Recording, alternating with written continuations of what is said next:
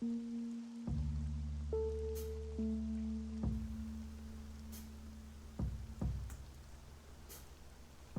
have this theory that nobody is actually happy here. Sure, we make do. We get by, we honor our ancestors' way of life by living on this space-bound ark, but at what cost? Most of the natives on board are wound up so tight, working themselves to death trying to migrate away to a planet. Some of them save more money than they can afford, keeping themselves in poverty. Misery is a way of life for sister Archeans. So that said, when a client doesn't outright attack me or burst into tears after I've told them what I've discovered, I'm always thrown off guard. Take this lady, stoically sitting across from me in my office, for example. When she first came in to hire me to find her daughter, she told me she didn't want to involve the Politia, for she feared a drug habit formed in her daughter. Obviously, she and I both knew going into this that drug use in teenagers plateaued at an all-time high decades ago. Hell, she herself probably had a drug habit form in her when she was her daughter's age. But you know how a mother worries. Anyways, now, as I'm telling her that I found her daughter in a Hassa house in the lower decks, she almost seems relieved that it's only Hassa. Kids that age often get involved with things far more nefarious than hyper-aware suspended animation. Although no telling where she finds the money for the stasaline for habitual use. The mother doesn't seem to even think about that part though. She just sits back with a blank look and expresses gratitude. Thank you, Mr. Brody. The mother states. I appreciate your quick and diligent work. She pauses for a moment and then reaches across my desk to gently place her hand on my arm. She gazes into my eyes as if she knows something about me that I don't. You're a good man, Orion Brody, don't you forget that. The mother says. My gut reaction is to protest, but I don't say anything as the lady stands up and exits my office, closing the door behind her. In my head, I envision her stopping at the front desk of my practice, where Clarissa charges her for my service. This poor lady just found out her daughter's stasising away her life, and now we're billing her. I continue to imagine her as she walks out of the practice into the hallway of the high-rise and towards the elevator. Does she lose composure at any point? Curious if I can catch a glimpse of her exiting the building, I peer down out of the window of my office, but she's lost in the foot traffic below. I worry about the mother more than the daughter. She's lived in the safety of the upper promenade deck her whole life, so I certainly hope she has the wits to not chase after her daughter in the lower decks. My eyes flick from the crowd below to the artificial orange sunset on the fictitious horizon. My office window faces astern, overlooking one of the two beaches on the main deck. On each end of the Ark's main decks, artificial beaches lead to miles of bodies of water, with fake skies projected overhead on the interior of the hull. From what I can remember, Brother Ark resembles Sister Ark identically in their deck layouts. Every day, around this time, my pretend oceanic sunset office view is obstructed as the projected sun hides behind a massive mechanical wave generator on the far end of the water. The phony, fiery circle cowers behind the metallic bouncing bulb. The wave generator, eclipsing the sun, bounces out its last few rolling waves of the evening. Every day this makes me think about my family's last beach day on Brother Ark when I was a kid. I'm sure it's because I was a child, but things seemed simpler back then, back when my father was still around. Before that first cosmotransport exploded and tensions escalated between the collective and the seceded Brother Ark, forcing my family to seek refuge on Sister Ark. I swear, people actually seemed happy back home. Here, The closest we get is complacent, or simply happy for other people for leaving the Ark.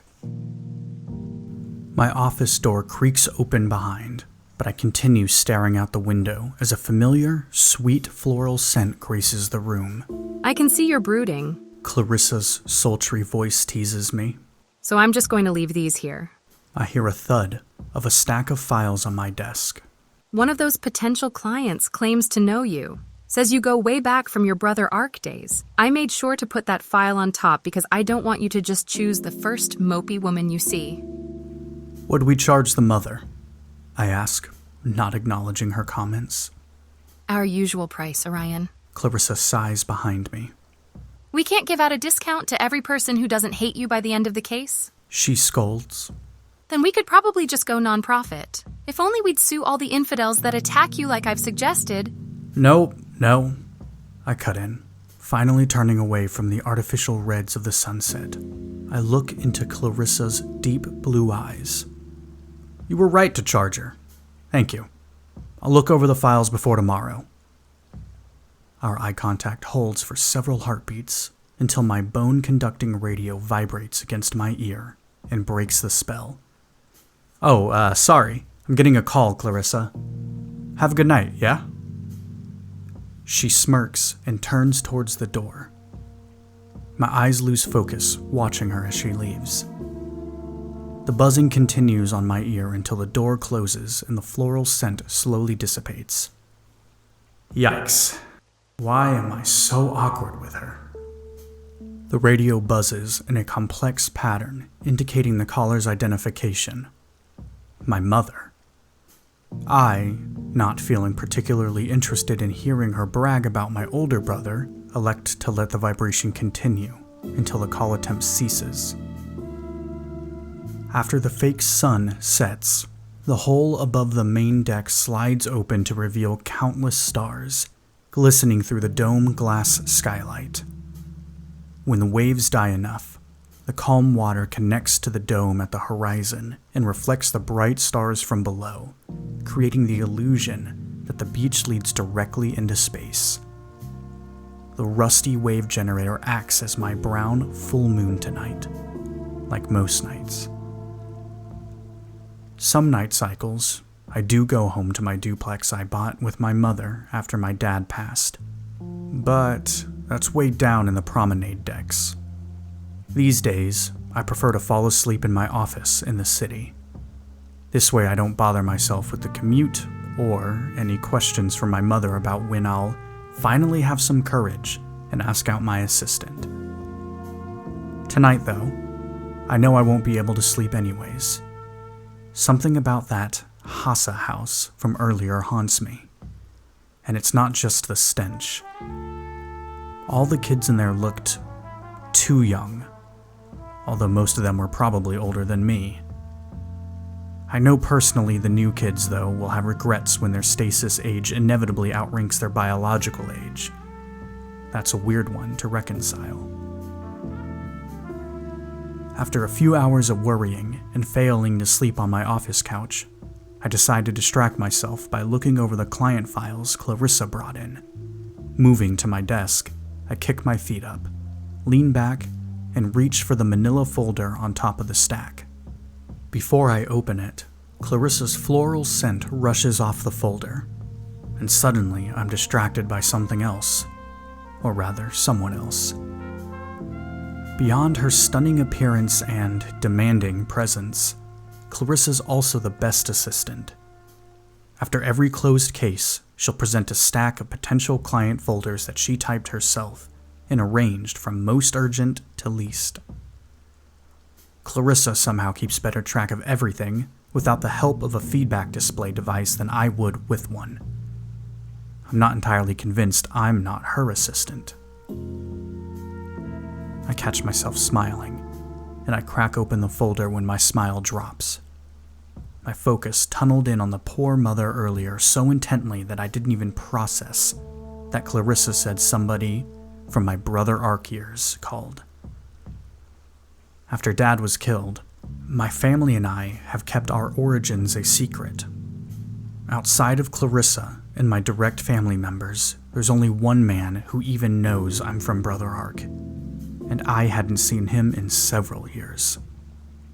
Yet, here in this folder, Gabriel Hunter, Dad's longtime business partner, was seeking my help regarding a missing person.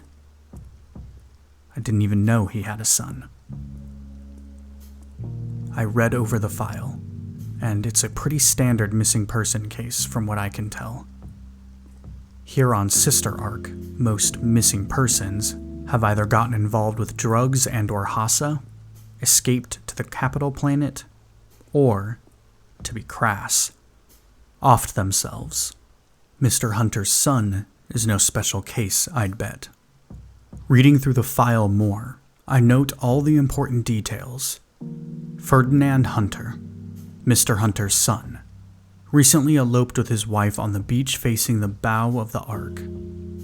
Apparently he and his new wife bought property in the sub-promenade decks, but neither have answered when Mr. Hunter's stopped by. The son's not answering his radio either. My eyes scan page after page. Eventually, I stop and withdraw. My head tilts back, my eyes close, and my mind races. Gabriel Hunter, huh? Mr. Hunter, as I knew him growing up. See, something interesting about Mr. Hunter is that he actually entered hyper-aware suspended animation in the pod next to mine when we retreated from Brother Ark. More than that, though, Mr. Hunter paid for stasis for my whole family at the time. Me, Mom, Dad, and my brother, Kip, all Hassa'd for 3 years across the Polsix system with Mr. Hunter on the same refugee vessel. He remained a prominent member of my family's social unit until one day he and my dad had a massive argument and consequential falling out. I haven't seen him since the day I caught my dad yelling at him, telling him to leave the housing unit and to never come back. Although I still don't know what the argument itself was about, the fact that Mr. Hunter didn't show up for my dad's funeral a few months after that day is enough for me to hesitate taking this case. Why should I help this rich man who practically disowned my father? He did help our whole family out dozens of years ago. I guess that was worth something, right? I open my eyes and stare at the ceiling of my office. We need the money. I need the money. Beyond that, I don't think I can stop myself from helping people. I really would go nonprofit, but Clarissa thinks the only way to do that is to sue the cheaters that I beat up out of self-defense. But that just doesn't feel right to me. Anyways, I decide to help, of course.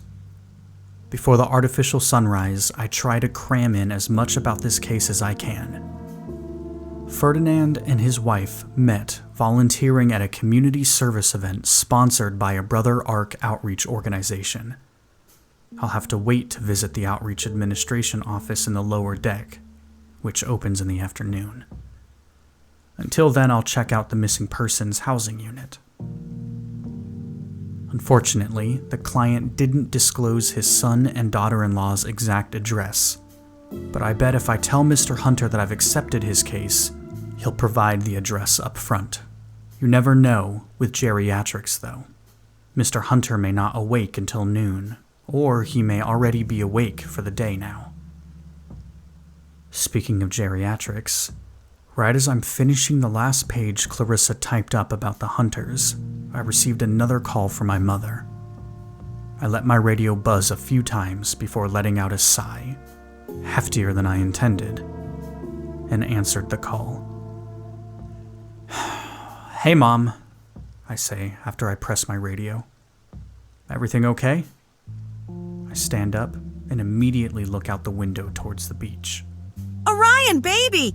My mom squeals out of the radio. You didn't come home last night. Were you out with Marissa? You do know how a mother worries, right? No, Mom. I wasn't out with Clarissa. I stayed up at the office like I usually do on weekdays. Out the window, the overhead hull begins to slide shut to begin the new day cycle. Well, that's good too. Mom replies. Oh, my two hardworking boys. Speaking of which, She says. Kip finally woke up from his first Hassa cycle and reached out. After the past few years, he's about halfway to the capital planet. Are you proud of him or what? That's a loaded question. That's great, Mom, I snip before changing the topic. Say, do you remember Mr. Hunter? Silly question. Of course she remembers Mr. Hunter. Of course I remember Mr. Hunter. My mother says, dropping her chipper tone before building back up to it. He was a good friend of your father's for a very long time. Notice she doesn't mention how their friendship ended. Well, he reached out to me to help him find his son, Ferdinand. I explain. I'm thinking of helping him out, but before I do, I think it's time I know what happened between them. My mother pauses for a long time, an uncharacteristically long amount of time. Through my window, I watch surfers swim out to catch the first waves of the day, and I begin speculating all my theories on Mr. Hunter. Finally, she replies. Orion, She starts. I think if Gabriel Hunter is reaching out to you then, maybe it is time you know what happened. Perfect. But Mr. Hunter needs to be the one to tell you. It's not my story to tell, nor my forgiveness to give. Less perfect? I'm not sure what that even means. Okay, Mom, I simply reply. I'll give him a call. Thank you. And make sure you eat something healthy and organic today, okay? Not just those chocolate protein packs. Sure, Orion. She says. I'll see you tonight. Maybe we can eat some healthy organic dinner together? Sure, Ma. I strain out, not knowing if it's a lie or not yet. I'll be home for dinner tonight, provided I make some headway in this case. See you then. I tap the radio to hang up, and I get back to work.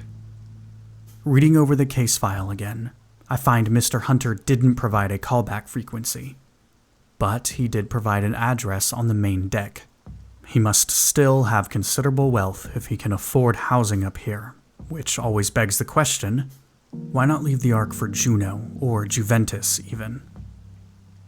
My mind reels through all of the reasons a rich man would choose to live on an Ark as I grab my firearm and head out of my office. I stop at Clarissa's desk to scribble a quick note to let her know where I was going. She knows to try my radio if she needs me, but she rarely does. I exit the practice, head down the hall, and go down the elevator to find Mr. Hunter.